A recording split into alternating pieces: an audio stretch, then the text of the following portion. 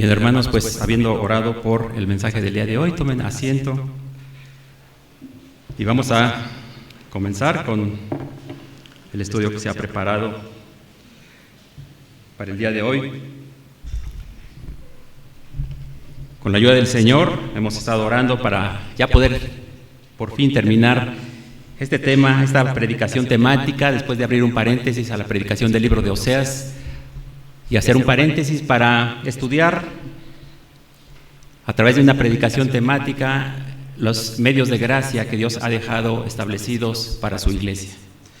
Y creo que, no sé para ustedes, pero a mí en lo particular me ha bendecido mucho todos estos estudios. Y el día de hoy ya esperamos por fin terminarlos, los medios de gracia que Dios concede a su iglesia fiel.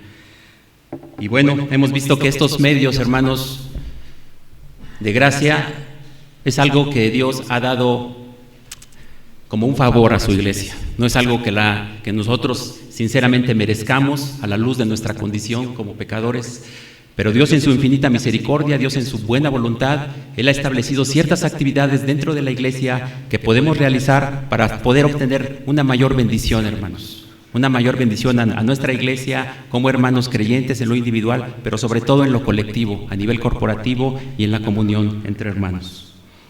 La semana pasada estuvimos estudiando, a manera de resumen solamente, el medio de gracia del orar unos por otros. Y veíamos por qué era un medio de gracia y hablábamos algunas instrucciones básicas. No hicimos un estudio exhaustivo acerca de la oración, pero sí mencionamos algunas características muy importantes a tener en cuenta cuando nosotros oramos y por qué lo oramos. Y veíamos que es importante que estemos orando en todo tiempo, es importante que al principio de nuestra oración siempre exaltemos a nuestro gran Dios, porque a veces nuestro enfoque está en nuestra necesidad, en nuestro problema, y nos olvidamos de quién es el Señor de la obra. Y lo importante, hermanos, es al principio de una oración siempre enfocarnos en la soberanía de Dios, en su poder, en su majestad, y darle siempre toda la honra y toda la gloria, hermanos. Y por eso es importante hacer esa exaltación al principio de cualquier oración, ya sea en lo individual o en lo colectivo, por nuestros hermanos. Y posteriormente es importante conocer las Escrituras para poderlas citar durante la oración y orar conforme a la voluntad revelada del Señor. Orar en el Espíritu, ¿se acuerdan? Orar en el Espíritu con E mayúscula. Por ahí les dejé una tarea, espero la hayan hecho. ¿Qué significa orar en el Espíritu? Orar en el Espíritu se refiere a la práctica de orar bajo la guianza del Espíritu Santo en tu vida, que debe ser sensible, que no impongas tu voluntad en el momento de orar, sino que más bien seas humilde, seas sencillo y que te dejes guiar por la voluntad revelada en la palabra del Señor. Eso es orar en el Espíritu, que ores conforme a las Escrituras. No de acuerdo quizá a tu voluntad, a la voluntad del Señor. Debemos orar en súplica siempre, en todo ruego, y hacerlo con fe, hermanos. Y esta fe es un ingrediente esencial de todos los medios de gracia que hemos estado estudiando hasta hoy. Sin la fe, hermanos, es imposible agradar a Dios, y todo lo que no proviene de fe es pecado. Y hecho de esa manera, ahora sí, podemos exponer nuestra necesidad, nuestro problema, que por cierto decíamos que Dios ya lo sabe. Y también será necesario en muchas veces, hermanos, durante la oración, confesar nuestros pecados, perdonarnos unos a otros y siempre, hermanos, hacerlo con humildad, con sencillez de corazón y sobre todo en dependencia al Espíritu Santo. ¿Y cuándo lo debemos hacer? En todo tiempo, y además lo debemos estar haciendo de manera perseverante, perseverar siempre en la oración y finalmente esperar en el Señor su respuesta. Y este es un medio de gracia, ya que al orar los unos por los otros de esta manera alcanzaremos misericordia, hermanos. Para eso oramos, no para que Dios se entere de nuestras necesidades, para alcanzar misericordia y hallar el oportuno socorro. El otro medio que estudiamos la semana pasada fue la adoración, y estudiábamos, hermanos, que la adoración se debe de hacer en espíritu y en verdad. En espíritu con E minúscula y en verdad. Pero para poder hacer poder llevar a cabo ese medio de gracia es imprescindible, absolutamente necesario, que tú ames a Dios con todas tus fuerzas, con toda tu alma, con todo tu ser, con toda tu mente. Si tú no amas a Dios de esa manera, no lo puedes adorar. No lo puedes adorar, hermano, porque a Dios se le ama se le adora en espíritu y en verdad. Y eso genera una sublime conexión entre el Creador y su criatura, entre Dios, nuestro Padre, y nosotros como sus hijos, para poder adorarlo, para poder escucharlo a través de sus escrituras. Dios se agrada cuando una iglesia adora a Dios de esta manera, hermanos, y seguramente será muy bendecida por ello. Veíamos también la disciplina eclesiástica, el sexto punto, y veíamos que es un medio de gracia porque reconcilia al hermano descarriado con el Señor. Lo reconcilia con su prójimo también, y de esta manera se aumenta la pureza moral en la iglesia, hermanos. Es algo en lo que debemos estar perseverando siempre para poder ser una iglesia fiel, porque Cristo viene por una iglesia pura y sin mancha, sin arruga, no una iglesia sucia, no una iglesia adúltera. Debemos aumentar la pureza moral de la iglesia, y se promueve a través de la disciplina también el proteger el honor de Cristo, hermanos. Porque cuando un hermano se descarría, cuando un hermano anda caminando bien, pero de pronto se descarría y comienza a pecar, hermano, no nomás él queda mal el honor de Cristo. Y por eso allá afuera la palabra de Dios y el mismo Dios su nombre es vituperado en medio de los gentiles cuando eso sucede, hermanos. Y por eso debemos andar con mucho cuidado para no caer en este tipo de situaciones. Y además, finalmente se estimula la santidad a los miembros de la iglesia a través de la disciplina. Sin santidad, ya lo sabemos, nadie, absolutamente nadie, verá al Señor. Y finalmente vimos el punto de la ofrenda.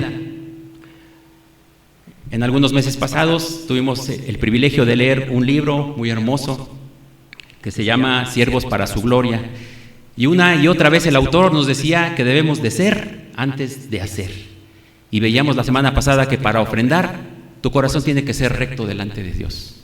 Tú no puedes andar ofrendando y no puedes andar comprando el favor de Dios. Tu corazón debe ser recto para con Él, y entonces Dios se agradará de esa ofrenda, de ese dador. Y además no lo debes hacer por obligación ni de mala gana, sino que Dios bendecirá abundantemente con su gracia al dador alegre. Y ese era un medio de gracia muy interesante que tenemos a nuestra disposición dentro de la iglesia local. Bueno, pues sin más preámbulos, ahora sí vamos a pasar al octavo, que hemos denominado dones espirituales. Y para ello quiero que me acompañes en la escritura. Vamos al libro de Primera de Pedro. Vamos a ver el tema de los dones espirituales. Primera de Pedro, capítulo 4, verso 10.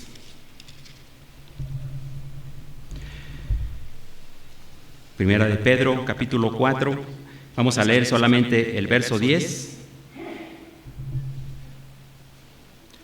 para comenzar este tema de los dones espirituales.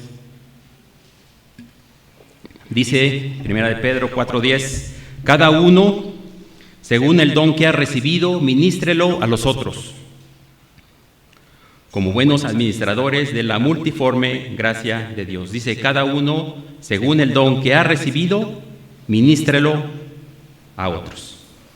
Aquí vemos, hermanos, que los dones son regalos que Dios da.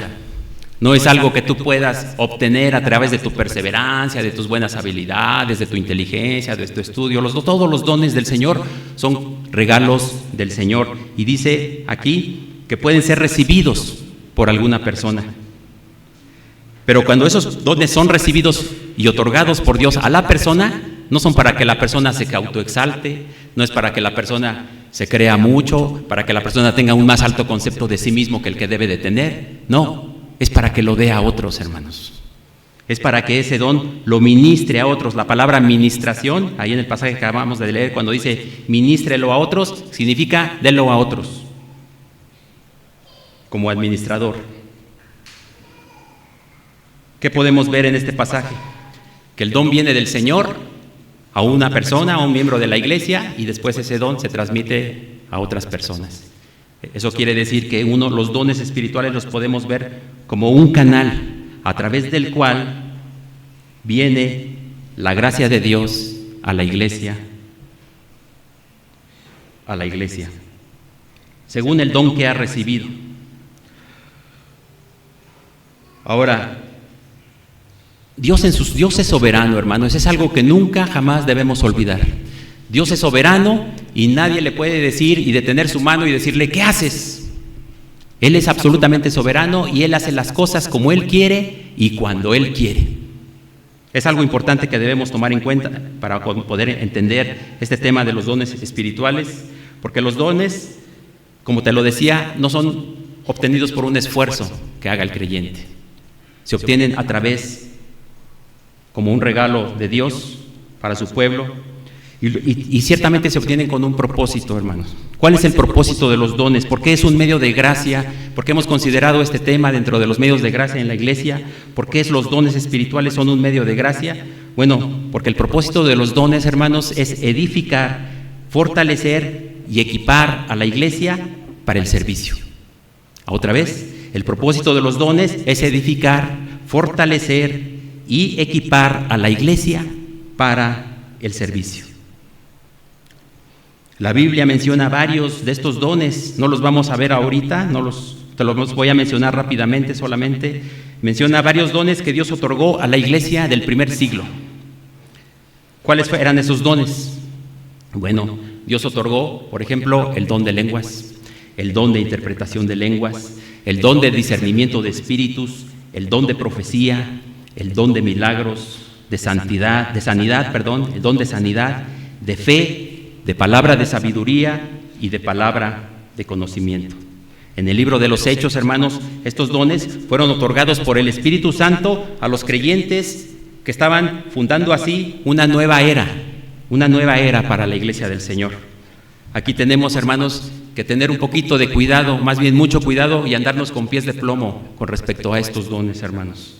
Porque desgraciadamente hoy en día hay muchas congregaciones, hay muchas personas que hacen un uso exacerbado y un uso malo y un uso no adecuado de todas estas cosas que Dios ciertamente nos los muestra en la Escritura, pero es importante decirte cuál es la postura que nosotros tenemos ante ese tipo de situaciones, en donde quizá iglesias carismáticas exacerban de una manera exagerada el uso de estos dones.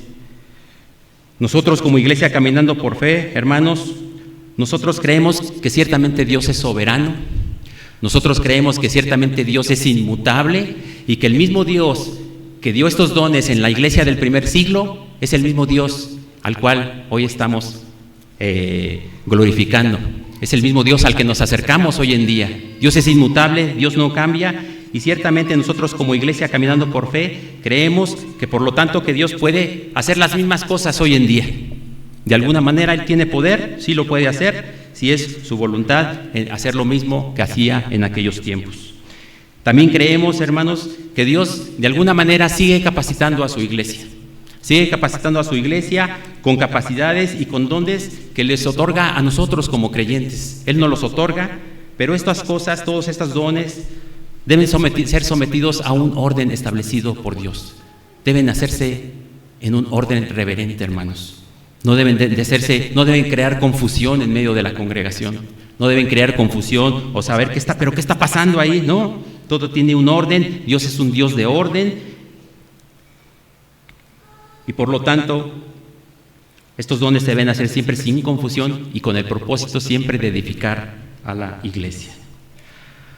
Por ejemplo, Dios puede sanar actualmente a un enfermo, porque vemos efectivamente, es innegable que lo que tenemos escrito en el Nuevo Testamento, cómo Dios sanó a muchísimas personas. Cuantos enfermos tenían alguna enfermedad, alguna plaga, caían sobre él, no importaba si era de día, de noche, y ciertamente Él en su misericordia a muchos de ellos les sanó. Y eso era muy evidente, y los apóstoles igual. Ahora la pregunta es, ¿Dios podrá hacerlo en este tiempo? Pues cuando venimos los jueves oramos por los enfermos, ¿no? Y lo hacemos con fe y esperamos que Dios sane en algún momento, si es su voluntad, hermanos. Pero eso no quiere decir que alguien aquí ya pueda decir, yo tengo el don de sanación y en este momento te voy a... No, tienes que andar con pies de plomo al decir una cosa semejante. Porque no vaya a ser que estés diciendo eso y que después te traigan un enfermo y no lo sanes y nomás hagas el ridículo y el nombre de Dios sea vituperado. Así es de que con mucho cuidado, hermanos. ¿Creemos en los milagros? Pues es innegable también ver todos los milagros que se hacían por mano del Señor Jesucristo y por mano de los apóstoles también. Es innegable que ciertamente había milagros. ¿Los milagros pueden existir hoy en día? Pues pudiera ser, si Dios quiere. Si tiene un propósito para edificar a la iglesia, Él lo puede hacer. Creemos que esto puede ser así y por tanto consideramos, hermanos, que lo que nosotros vemos en el Nuevo Testamento, principalmente en el libro de los Hechos, vemos que todos los apóstoles, el Señor Jesucristo pues es Dios mismo, pero los apóstoles que hacían este tipo de milagros, de sanidades y de hechos prodigiosos y que la gente se quedaba admirado con eso, tenemos la certeza de que ellos, especialmente los apóstoles que fueron escogidos por el Señor Jesucristo, fueron usados de una cierta manera y forma específica por Dios. Así como en el Antiguo Testamento, hermanos, hubo también profetas que Dios levantó para hablar a su pueblo y que Dios los utilizó de una forma diferente al resto del pueblo de Israel. Los apóstoles fueron usados con un propósito específico y eso no nos hace dudar y tampoco rechazamos la idea de que Dios en su soberanía y en su poder y en su misericordia pueda seguir obrando grandemente en medio de su pueblo, hermanos. Acompáñame para seguir estudiando esto acerca de los dones, Primera de Corintios, capítulo 14. Primera de Corintios, capítulo 14. Vamos a leer solamente el verso 12. La pregunta sería, yo como miembro de Iglesia Caminando por Fe Querétaro, ¿puedo anhelar eso? ¿Puedo pedirle a Dios que me dé algún don? Primera de Corintios 14, capítulo 12, verso 12, dice: así también vosotros, pues que anheláis dones espirituales, procurad abundar en ellos para edificación de la iglesia. Dice que sí podemos anhelar los dones, hermanos. Podemos anhelarlos, podemos pedirlos al Señor, pero una cosa es que los pidamos y otra muy diferente que nos los conceda, ¿verdad? Es algo completamente diferente. Si Dios en su voluntad lo quiere hacer y tiene un propósito de edificar a la iglesia, Él lo puede hacer, hermanos, si Él quiere.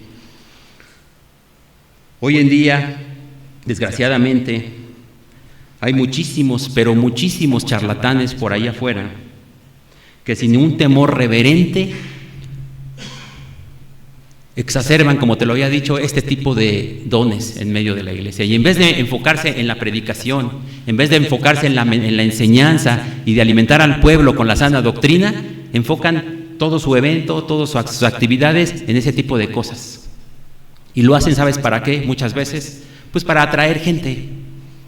Porque ciertamente el ser humano es, hermano, amigo que me escuchas, tiene un corazón perverso, un corazón verdaderamente malo, un corazón perverso que solamente busca un beneficio propio. Y cuando una persona está enferma, pues lo que quiere es sanarse. Cuando una persona está necesitada, pues lo que quiere es que se le ayude. Y cuando una congregación ve que en una congregación, y siendo un ignorante, un neófito de las Escrituras, ve que algo está pasando ahí, pues seguramente se acerca y cae víctima de estos lobos rapaces que hacen mercadería del Evangelio. En eso no estamos de acuerdo que se haga de esa manera.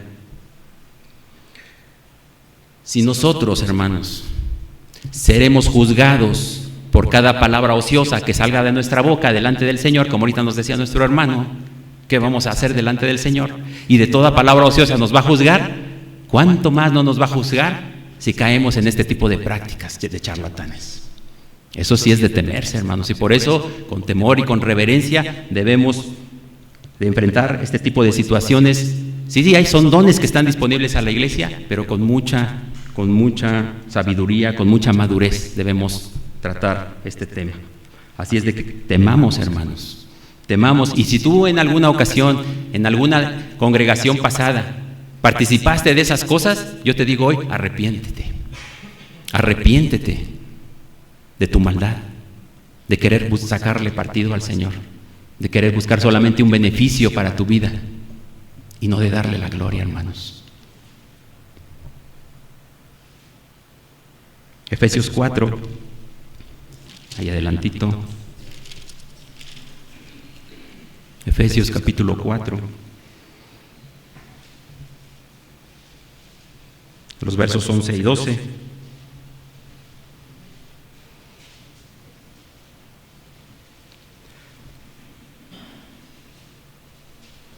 Efesios 4, verso 11 dice: y Él mismo constituyó a unos apóstoles. ¿Está hablando de quién? De Dios mismo. Pablo está hablando del Señor y dice cómo trabajó en medio de las iglesias del primer siglo. Y dice: a Él mismo constituyó a unos apóstoles, a otros profetas, a otros evangelistas, a otros pastores y maestros. ¿Para qué? A fin de perfeccionar a los santos para la obra del ministerio, para la edificación del cuerpo de Cristo. ¿Para qué? Levantó a unos que fueran maestros, otros pastores, para perfeccionar a los santos. No para captar más dinero, sino para perfeccionar a los santos para la obra del ministerio, para la edificación del cuerpo de Cristo. ¿Quién es el cuerpo de Cristo? Pues la iglesia. Es impresionante cómo Dios nos habla aquí en la Escritura, en el Nuevo Testamento, que la iglesia es como un cuerpo. Y un cuerpo tiene brazos, un cuerpo tiene dedos, un cuerpo tiene uñas, tiene pies, tiene cabeza, tiene rodillas, tiene, tiene hígado, tiene estómago. Y eso quiere decir que todas eso que te acabo de mencionar dentro de un cuerpo tiene distintas funciones dentro del cuerpo. Imagínate que el hígado dijera: yo también quiero pensar y yo quiero tomar las decisiones. No, sería un caos, ¿no? Es el cerebro el que toma esa actividad, y el hígado tendrá, por ahí me ha dicho mi hija, que tiene como 200 actividades más. Pero todos los órganos y los miembros de un cuerpo tienen funciones diferentes. Y aquí en este pasaje vemos que Dios levantó a personas, algunos como apóstoles, otros como profetas. Ahora, ¿apóstoles y profetas hay hoy en tiempo? No, hermanos, ya no hay apóstoles. Si vas a alguna congregación y te dice: vamos a recibir aquí al apóstol fulanito de tal, salte corriendo. Salte corriendo. Ese no es un apóstol. Los apóstoles ya cumplieron su misión en esta tierra, pusieron la base del cristianismo en el cual nosotros nos basamos como sana doctrina, pero ya no hay. Y profetas, pues el canon ya está cerrado. ¿Qué profetas va a haber? Toda la revelación de Dios ya está terminada, el canon ya está cerrado. Cuando alguien te dice: es que Dios me dijo. ¿Qué dijo? ¿Cómo te va a decir si el canon ya está cerrado? Todo lo que Dios tenía que decir y que quería que nosotros como raza humana conociéramos de parte de su voluntad, en su sabiduría, ya está escrito. No hay ni más ni menos. Y hay de aquel que le agregue o que le quite a la santa palabra del Señor. A lo largo de la historia, hermanos, el propósito de Dios con los dones espirituales dados a su iglesia siempre ha sido el exaltar al Señor, el extender el evangelio y el edificar a su iglesia. Cualquier otra cosa fuera de ahí habría que ponerla realmente en tela de juicio. Entonces, hermanos, resumiendo, sí existen los dones espirituales, no negamos que Dios los pueda otorgar a quien Él quiera en el momento que Él quiera. ¿Los podemos anhelar? Pues sí. Pero yo te preguntaría, ¿qué será más importante? Es que yo quiero el don de sanidad. Yo quisiera que Dios me otorgara el don de sanidad. ¿Y en tu vida no hay santidad? Pues mejor pide santidad. ¿Para qué quieres sanidad si tu vida no es un reflejo de ser un obediente a los mandamientos del Señor? Es que yo quiero en mi vida tener el don de los milagros y hacer muchos milagros y que los hermanos lo vean. ¿Para qué? ¿Ya te arrepentiste verdaderamente? ¿Genuinamente? ¿Ya fuiste convencido de pecado, de justicia y de juicio por el Espíritu Santo y te arrepentiste? Eso sí es un milagro. Mejor procura ese milagro, arrepiéntete verdaderamente y no estés anhelando cosas fuera del lugar. Así es de que vamos a andarnos con piel de plomo, hermanos, al solicitar o pedirle al Señor cualquier cosa de estos dones. Siguiente punto: comunión o compañerismo. En el texto que hemos utilizado de partida, que es Hechos 2:42, en las dos sesiones anteriores, veíamos que en ese pasaje, no lo vamos a ver ahorita, pero dice que los hermanos de aquella iglesia perseveraban en la comunión unos con otros. Perseveraban, estar juntos. Les gustaba estar juntos, se reunían frecuentemente. Ok, pues vamos a estudiar a qué se refiere, por qué la comunión o compañerismo en la iglesia es un medio de gracia dentro de la iglesia, y aprovechamos aquí también para incluir el último punto que habíamos considerado de la lista, que es el ministerio personal a individuos. Decidimos finalmente fusionar estos dos medios y darle la explicación, una sola explicación acerca de la comunión o compañerismo y el ministerio personal a personas. Si me acompañas, por favor, a Hebreos, libro de Hebreos, en el capítulo 10.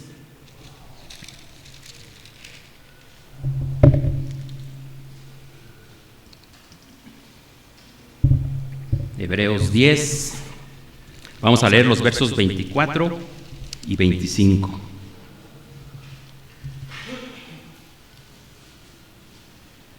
Dice así, Hebreos 10, 24: y considerémonos unos a otros para estimularnos al amor y a las buenas obras, no dejando de congregarnos como algunos tienen por costumbre, sino exhortándonos, y tanto más cuanto veis que aquel día se acerca. Dice, y considerémonos unos otros para estimularnos primeramente al amor y a las buenas obras.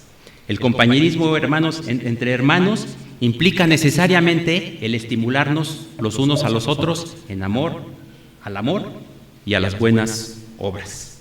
Ahora, pues sí, hermano, ¿y eso qué es? ¿Cómo podemos estimularnos al amor y a las buenas obras? ¿Qué significa eso? Bueno, una manera de estimularnos al amor y a las buenas obras, hermanos, es a través del servicio y la ayuda mutua. Escúchame bien, a través del servicio y de la ayuda mutua. Es decir, ayudarnos en nuestras necesidades prácticas, hermanos. Quitarnos de ser místicos y servirnos los unos a los otros. ¿Cómo más puedo estimularme para hacer que a los hermanos al amor y a las buenas obras? Bueno, cuando tu vida es un ejemplo, cuando tu vida es un ejemplo de piedad, de obediencia al Señor, de servicio a la iglesia y de amor a tus hermanos.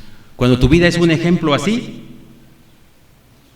de buena conducta, de obediencia al Señor, vas a estimular a los otros hermanos que te ven al amor y a las buenas. No que tú quieras ponerte los reflectores encima, no. Vas a andar siempre por ahí con humildad. Pero, lo decía ahorita mi hermano, cuando los frutos empiezan a salir en una persona, es innegable que los tiene. Y por eso decía nuestro Señor Jesucristo, decía, pues así alumbre vuestra luz delante de los hombres, para que vean vuestras buenas obras y glorifiquen a vuestro Padre que está en los cielos. Por eso decía eso, porque sí es importante, hermanos, el dar buen ejemplo a nuestros hermanos. Y cómo también puedo estimular al amor a los hermanos y a las buenas obras, a través de la exhortación. ¿Qué es la exhortación? Muchas veces lo mencionamos, lo decimos. ¿Qué es la exhortación? Bueno, te voy a decir primeramente qué no es. La exhortación no es ir a regañar a una persona. La exhortación es hablar con una persona, pero no es ir a regañarlo. No es ir a gritarle, no es ir a hablarle ásperamente. No, nada de eso. Esa no es la exhortación. ¿Qué significa la exhortar? Exhortar significa aconsejar, hermano. Aconsejar significa advertir también, significa alertar al hermano, significa amonestar o avisarle. Y todo esto tiene que ir indiscutiblemente acompañado de mucho amor de tu parte. Es la exhortación, es un consejo que se le da a un hermano cuando no sabe qué hacer. Cuando quizá tiene un problema y lo ha rebasado y ya se cicló en sus pensamientos, un buen hermano, un hermano maduro podrá irle a exhortar, podrá irle a aconsejar de manera sabia, bíblicamente hacerlo siempre a través de un consejo sabio. ¿Cómo lo podemos hacer? Acompáñame a Colosenses 3:16. Colosenses 3:16.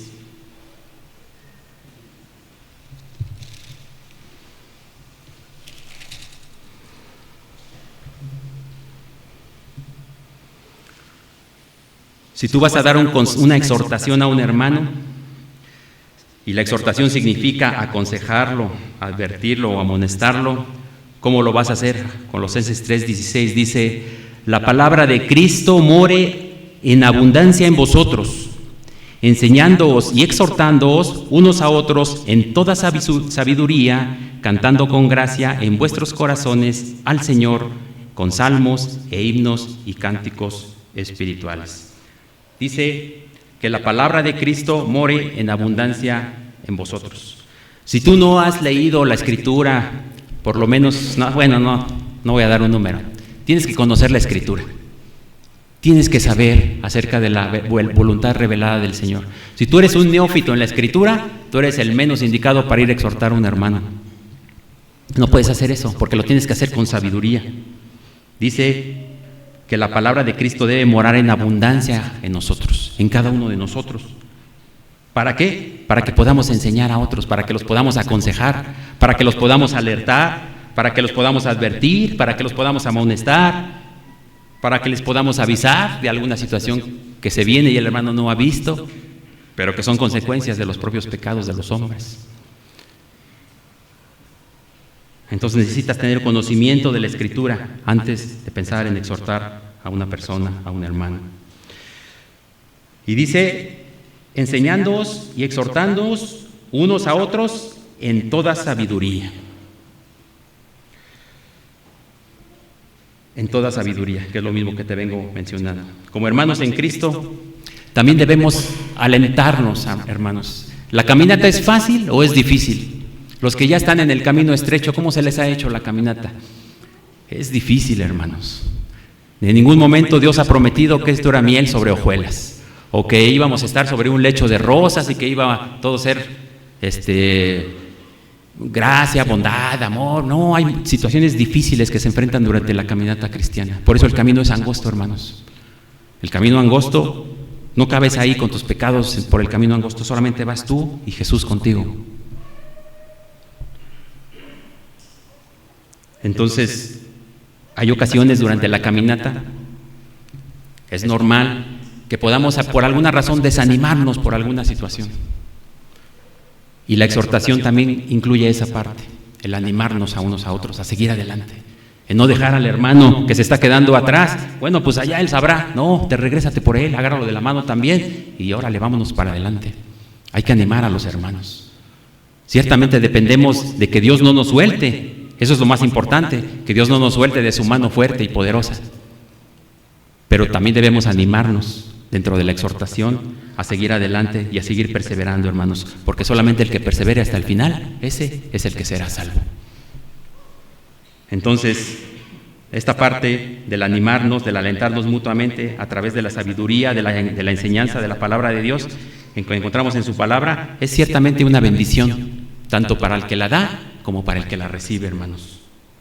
Como hermanos en Cristo debemos alentarnos siempre, porque el mandamiento que Jesús nos dejó es amarnos los unos a los otros. Y en eso estaría la diferencia con los de allá afuera, que nos amemos los unos a los otros, hermanos, pero no de palabras, sino de hechos y en verdad. ¿Qué significa amar de palabras? Pues que ves a tu hermano que no tiene trabajo, que está pasando por necesidad, y le dices: Dios te bendiga, hermano, voy a orar por ti, y te vas. ¿Eso será amarlo en hechos y en verdad? No, pues si ves que tiene hambre, que está pasando por necesidad, pues ve por un pollo y cómpraselo y llévaselo. Eso es el amor práctico. En eso conocerían que somos los discípulos del Señor Jesucristo, en que nos amemos los unos a los otros. Te voy a dar un ejemplo de cómo es el amor que debemos de tener los unos con los otros. Porque es importante, me quiero profundizar un poquito en esta parte. Nosotros como seres humanos somos corrompidos, estamos depravados. Necesitamos de la gracia de Dios en nuestras vidas. Necesitamos del Espíritu Santo que venga y nos convenza de que todo lo que hemos hecho en nuestra vida ha sido una basura y una deshonra al Señor.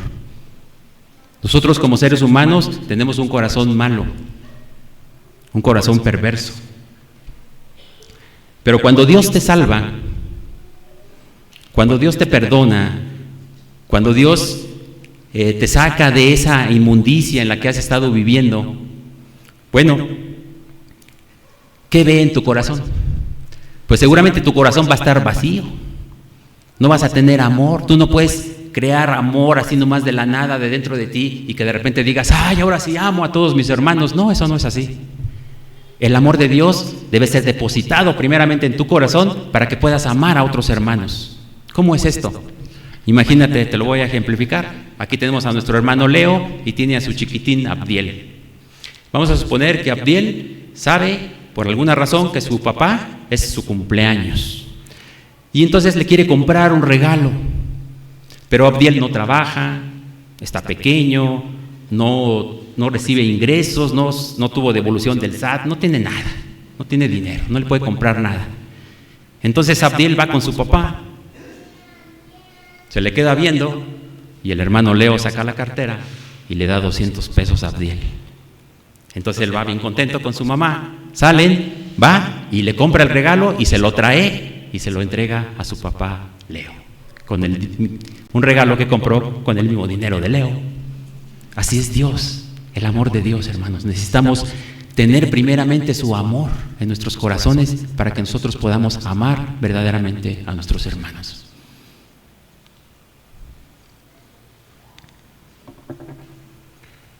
Gálatas 6, capítulo 2.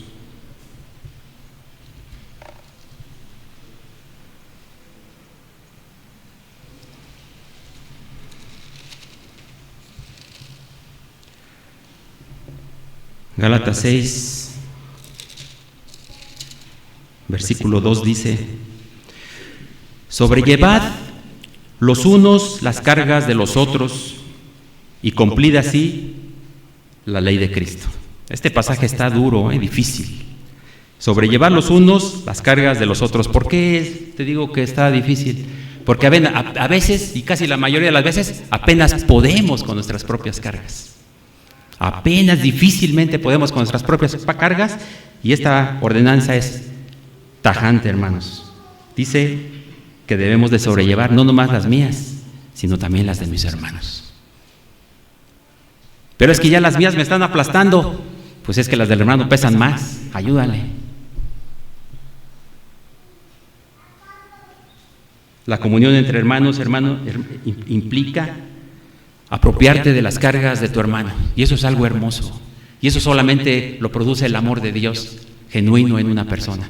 Nadie quiere tomar las cargas de otro, ¿no? Échale ganas, hazle como puedas. No, entre cristianos no es así. Entre hermanos no debe ser así, hermanos. Debemos siempre incentivarnos al amor y a las buenas obras. Y a veces será necesario ayudar, como ya te lo mencioné, en las necesidades materiales de tu hermano.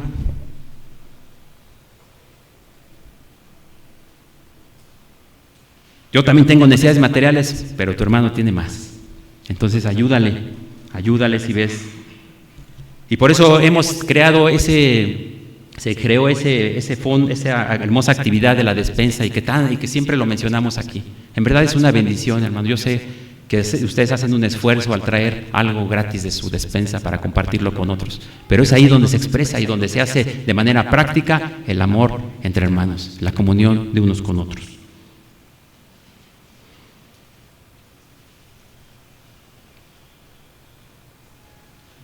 No lo vamos a ver ahorita, pero en el libro de Primera de Juan dice, Primera de Juan 3 dice que si un hermano tiene bienes en este mundo, Dios lo ha bendecido con muchas cosas, y ve a su hermano tener necesidad y cierra su corazón contra él, pues ¿cómo puede morar el amor de Dios en él? El cristianismo también tiene que ver con una vida práctica de amor hacia los demás. En Hechos capítulo 2,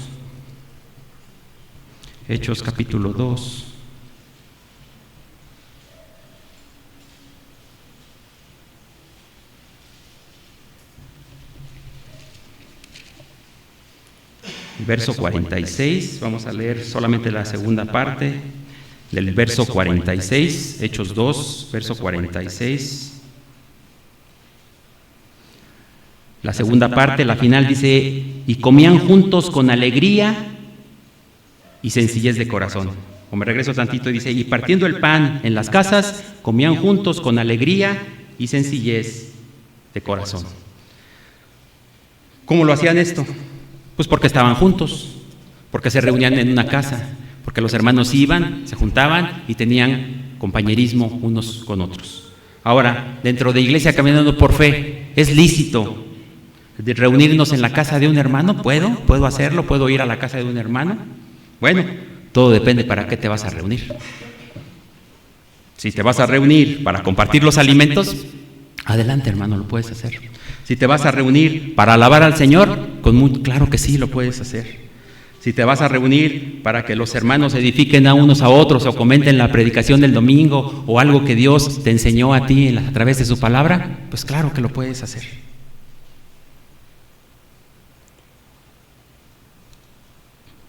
Puedes estar contento. ¿Y cómo puedo estar ahí en la reunión con los hermanos?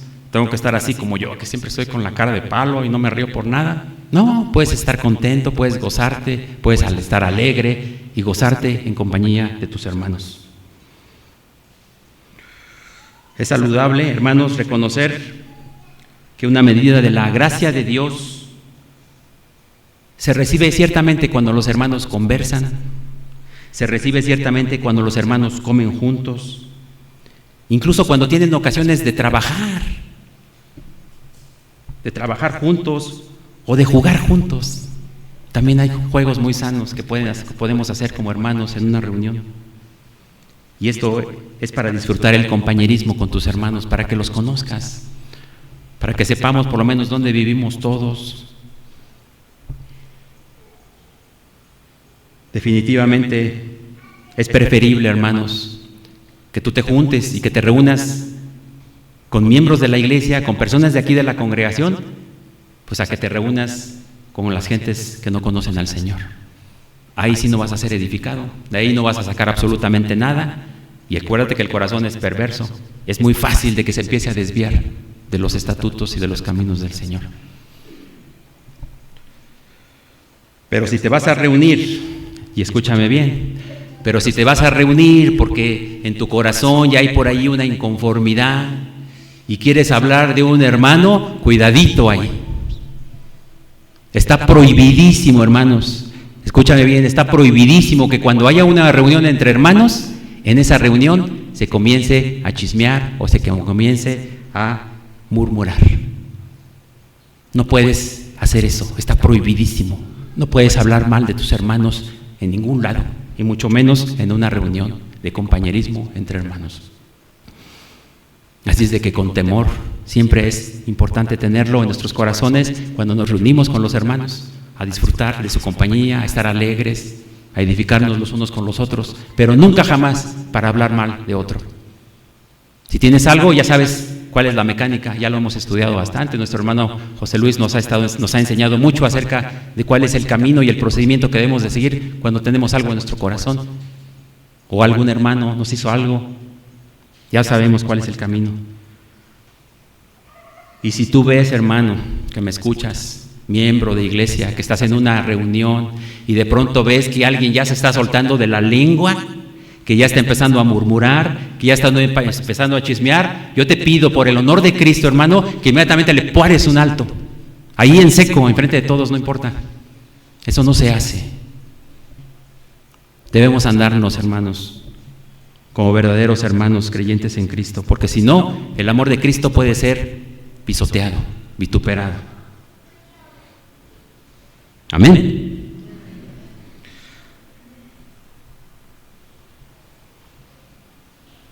Ok, vamos al siguiente punto.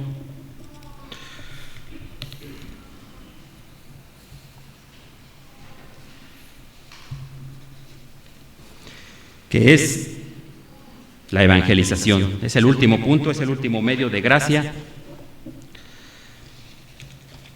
La evangelización. ¿Por qué es un medio de gracia la evangelización? ¿Qué es la evangelización? Pues es simplemente proclamar las buenas nuevas de salvación, proclamar el Evangelio, que es poder de Dios para salvación. El libro de los Hechos nos enseña que hay una fuerte conexión entre la proclamación del Evangelio y el estar llenos del Espíritu Santo. Cada domingo aquí al finalizar el culto, siempre uno de los avisos es: predica el Evangelio, porque predicar el Evangelio, hermanos, no es algo opcional, es un mandamiento de Cristo que Él mismo encargó a sus discípulos al momento de partir con su Padre.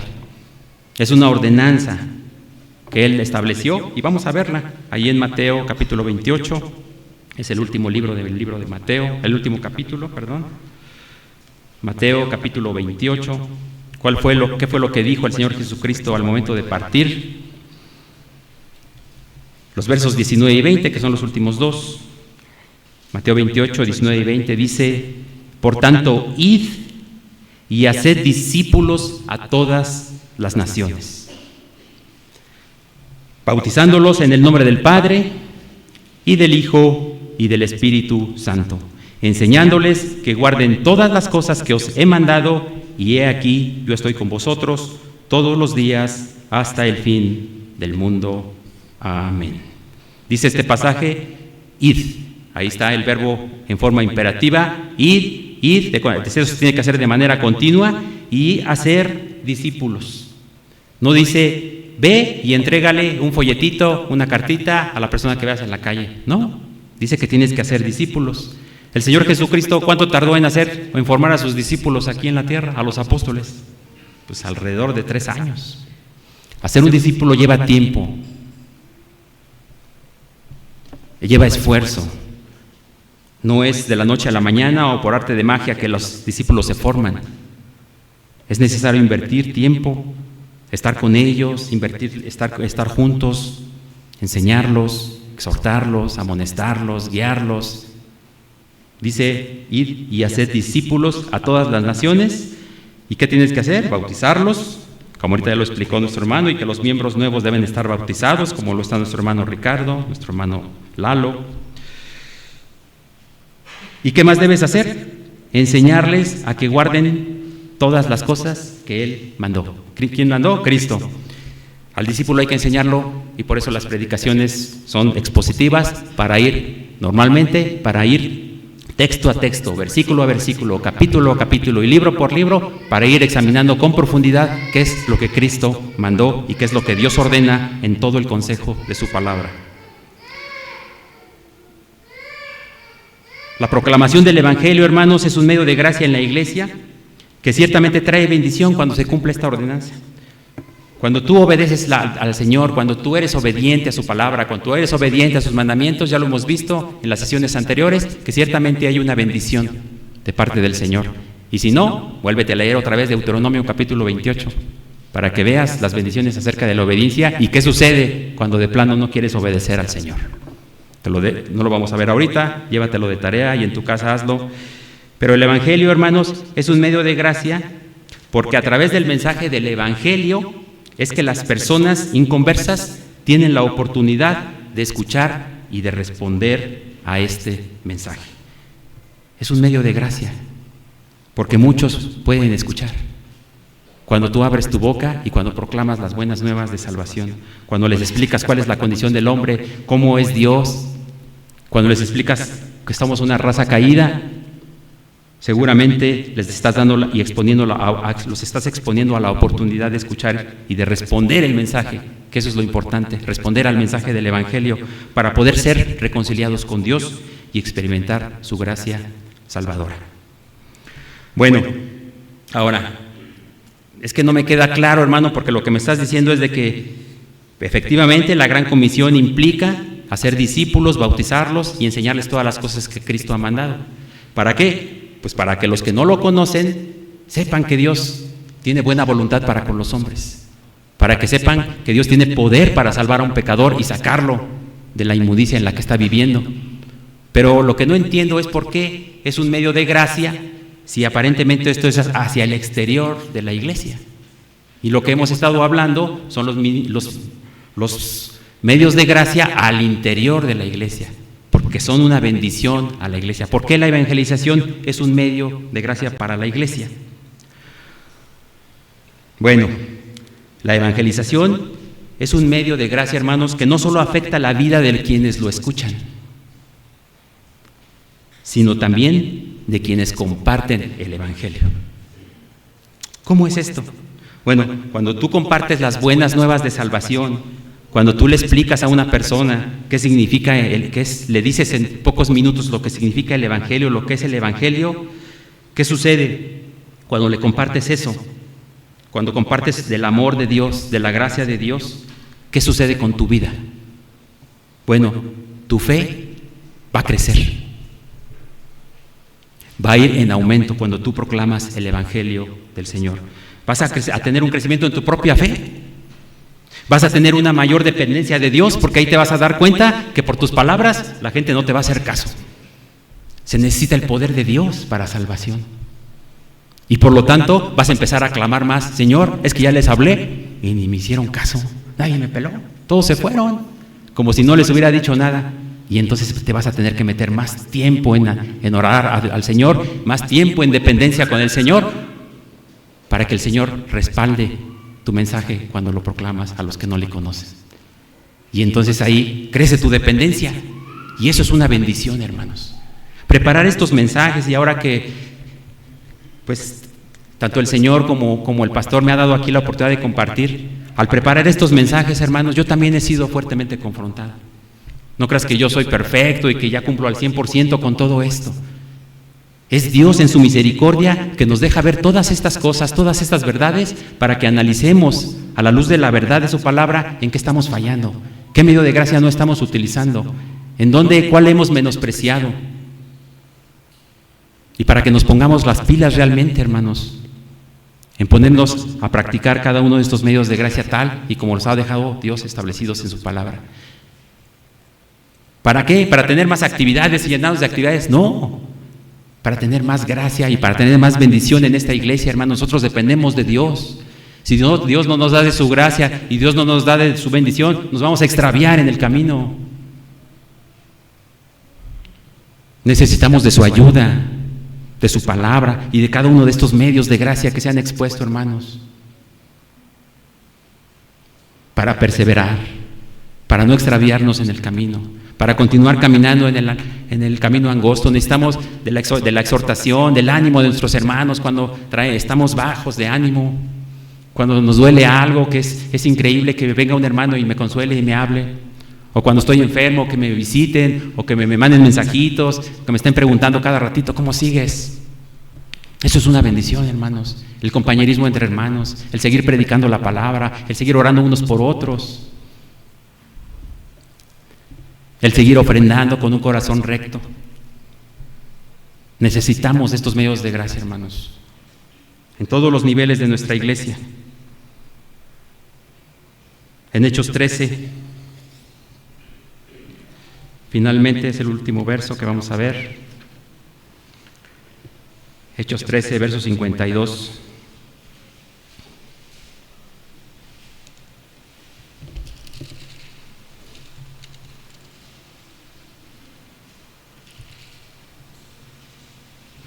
Dice: y los discípulos estaban llenos de gozo y del Espíritu Santo. Y los discípulos y los miembros de iglesia caminando por fe estaban llenos de gozo y del Espíritu Santo. ¿De qué está hablando aquí Hechos 13? No lo vamos a ver ahorita, es un poco largo, pero todo el contexto está hablando sobre el primer viaje misionero que hizo Pablo con Bernabé. Y está hablando ahí en los versículos previos de cómo fue tratado cuando él comenzó a proclamar las buenas nuevas, a predicar el evangelio. Ahí te dice cómo le fue. No le fue nada bien. Tuvo que enfrentar muchas dificultades, muchas situaciones difíciles, pero después de todo eso, a pesar de que la situación era difícil, de que tenía oposición, de que lo querían golpear, dice finalmente este pasaje que él y los discípulos estaban llenos de gozo. De gozo. ¿Por qué estaría lleno de gozo Pablo si estaba enfrentando tantas dificultades, tantas situaciones difíciles? Porque el Espíritu Santo estaba haciendo grandes obras en aquel momento, en aquel lugar. Con la evangelización, hermanos, se tiene el privilegio de participar en la extensión del reino de los cielos. Es un privilegio en verdad enorme, que a veces no lo valoramos. Y por eso estamos insistiendo constantemente, predícalo, predícalo. Pero es que yo no sé muy bien. Métete más a la Escritura, estudia más la Escritura, depende más del Señor, ponte a orar, dile que te dé palabra para tus familiares, dile que te dé palabra para tus amigos, dile que te dé un mensaje coherente, lleno de sabiduría para todas aquellas personas que te rodean y que no conocen la palabra del Señor. Eso va a aumentar tu fe, eso va a aumentar tu dependencia del Señor. Extender el reino de los cielos, para eso está la iglesia aquí, hermanos. Para eso dejó la iglesia el Señor Jesucristo aquí, para extender su reino, aquí en esta tierra. Y cuando la iglesia trabaja junta en esta misión, en la gran comisión, los creyentes, hermanos, se unen con un propósito común y como consecuencia se puede experimentar una mayor unidad, un mayor amor fraternal y una mayor bendición del Espíritu Santo en la iglesia y en los creyentes que la forman. Con la evangelización, finalmente te comento que se fomenta el crecimiento espiritual. No lo menosprecies. Si tú no predicas el Evangelio, te estás perdiendo de esto. Si tú no estás hablándole a las personas acerca de esto, te estás perdiendo de esto. No vas a crecer espiritualmente. No vas a madurar. Porque ciertamente cuando se predica hay que enfrentar muchos desafíos, hermanos. Muchos desafíos. Cuando aprendemos a compartir nuestra fe y a depender de la guianza del Espíritu Santo. Hermanos, quiero comentarles que a la luz de nuestra condición anterior, a manera de conclusión, un pecador es una persona que es enemiga del Señor. Un pecador lo único que merece es el juicio y el castigo del Señor. Pero ya hemos visto, y muchos aquí somos testigos, de que el Señor no nos paga conforme a nuestras iniquidades, de que el Señor es bueno, de que el Señor es bondadoso, de que el Señor tiene buena voluntad para con los hombres, de que el Señor tiene un amor infinito y por eso envió a su propio Hijo a morir por muchos de los que estamos aquí. El Señor, Jehová de los ejércitos, es su nombre y Él es el Señor de la obra, hermanos. Nosotros somos meramente siervos de Él, pero a la luz de lo que te decía, de cómo fuimos sus enemigos y cómo podemos ser reconciliados con Él, y teniendo todas esas cosas en mente, en verdad es sorprendente que aún Dios todavía nos dé más herramientas, todavía nos dé más capacidades y todavía nos dote con los medios de gracia que hemos estado estudiando para que sigamos perseverando, para que no nos perdamos en el camino, para que continuemos y que nos esforcemos. Es sorprendente en verdad el amor de Dios y su misericordia. En verdad, a veces no lo alcanzamos, muchas veces, la mayoría de las veces no lo alcanzamos a entender, no lo alcanzamos a comprender. Pero cuando tú ves estos medios de gracia que Dios dejó para que estuvieran disponibles y al alcance de las congregaciones que son fieles, de las congregaciones que son temerosas del Señor, de las congregaciones que quieren, que aman al Señor, que quieren obedecerlo, que quieren glorificar su nombre. Es algo sorprendente, hermanos, que Dios todavía se tome la molestia de diseñar todos estos medios de gracia y dárnoslos como un regalo. Y por lo tanto, hermano, yo te invito a que no desaprovechemos todo esto que hemos aprendido, que no lo menospreciemos, que lo valoremos, que lo pongamos en práctica. Necesitamos de nuestro Dios, necesitamos de su gracia, hermanos. No somos autosuficientes, en nosotros no hay ningún poder, a veces ni amor tenemos con nuestros propios hermanos. Necesitamos de Él, de todas las cosas, depender de Él. Necesitamos de su palabra, de la predicación del Evangelio. Necesitamos amarnos los unos a los otros, hermanos, tener ese compañerismo, amarnos en hechos, en verdad. Y si tú no conoces al Señor, tú que estás aquí y no tienes una relación íntima con el Señor Jesucristo, no tienes esos frutos que mencionó al inicio de esta sesión mi hermano José Luis, para que pueda ser incorporado como miembro de esta iglesia o de cualquier otra iglesia bíblica, si tú no tienes esos frutos, si tú no has sido perdonado por Dios, si tú no eres miembro de una iglesia, o sea, te estás perdiendo de cantidad de cosas que Dios ha regalado como medios de gracia a su iglesia. No puedes ya seguir así. Que en tu corazón, hermano, yo espero que con estos mensajes, que los olvides y que los eches ahí en saco roto y que dentro de 3 meses ya ni te acuerdes, porque ya vamos a estar estudiando otras cosas, sino que al contrario, los pongas en tu corazón, te los lleves, los practiques, medites. Y si tú no has sido salvo todavía, pídele perdón al Señor Jesucristo. Pídele que te salve. Humíllate delante de Él. Humíllate, de rodillas ahí. En toda la historia del cristianismo, hermanos, en toda la historia, nunca jamás Cristo ha echado fuera a una persona que se acerca a Él con un corazón contrito, con un corazón humillado, sabiendo y entendiendo su posición, que Él es un pecador y que Dios es un ser maravilloso, eterno, glorioso, soberano de toda la tierra, el dueño de todas las cosas, y que ha pisoteado su ley, sus mandamientos a no poder, que se ha dado gusto y que se ha dado rienda suelta con sus placeres, con su carne, con sus ojos, con su pecado. Pero hay una oportunidad, hermanos, amigo que me escuchas, hay una oportunidad de salvación. Si te acercas a Cristo en arrepentimiento, en fe, Él te puede salvar. Que la gracia, que la paz y la misericordia del Señor esté con ustedes.